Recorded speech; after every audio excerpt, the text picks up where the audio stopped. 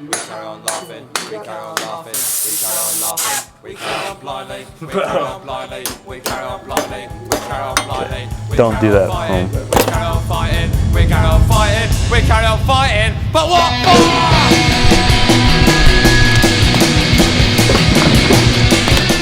for? We're down here, Southern California, at Epic BMX, and we're gonna be building up my first production S&M Rea frame. I'm really intrigued by all the mid-school stuff and just the way bikes looked back then. Every frame almost kind of looks the same nowadays, so I thought it was mandatory to bring the wishbones back.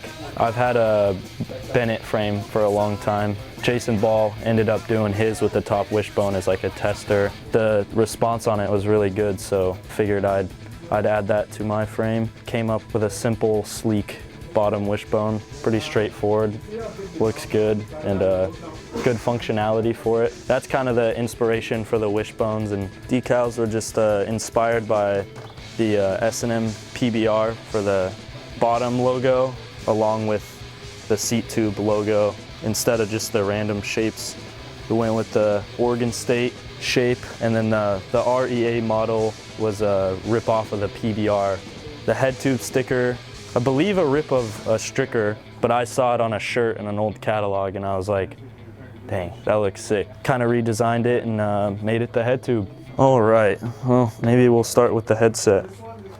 I like to ride a little bit of everything, but I like my front end to be a little more responsive than like a 74.5, so I ended up just going with the tried and true 75-degree head tube. This feels good for everything, and it's not too steep and not too mellow, so also went with a 5-inch head tube just because, I don't know, eliminate some spacers and make it look cleaner. I like the lettering. I mean, I like white. Oh, perfect. When I was younger, I rode a front load stem and I switched to a top load, and I just didn't like the way it felt, just like all around bike feel. So I've been back on the front load for a couple years now. I've tried to go back to top load just cause, but front load feels like home. It's cool the front loads are making a comeback too. It seems like a lot of people are running them again, so it's pretty rad.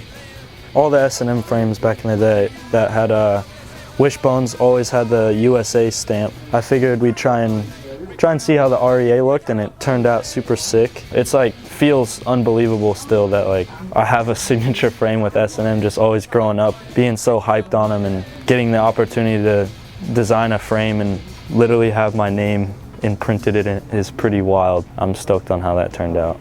Another thing to add, comes in all colors with the frames, is my new signature bars, S&M Rea bars, same as the frame. Oh, look at that. I've ridden so many raw frames, but I've never had matching bars. Straightforward, but got a nice little sticker design here, just simple, kind of a rip off of the old Slam logo with the sign language. These bars are a little different from all the other S&M bars. They have a narrower bottom curve for clicking a turn down, or maybe even like getting a tabletop like that or something.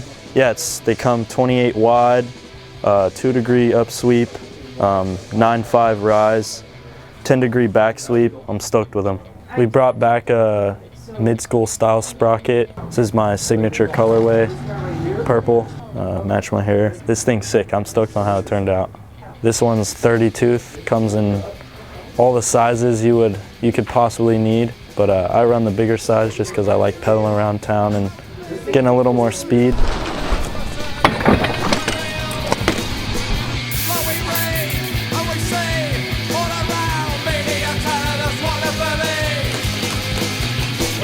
This is amazing. We carry on laughing, we carry on laughing.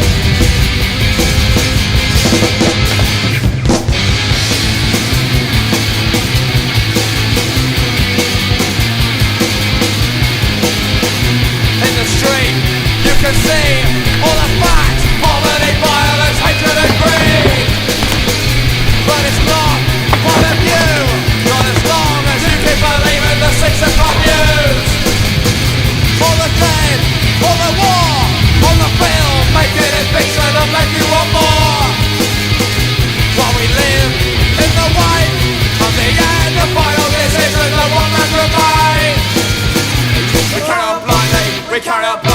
We cannot find it. We cannot find it. We cannot find it. We cannot find it.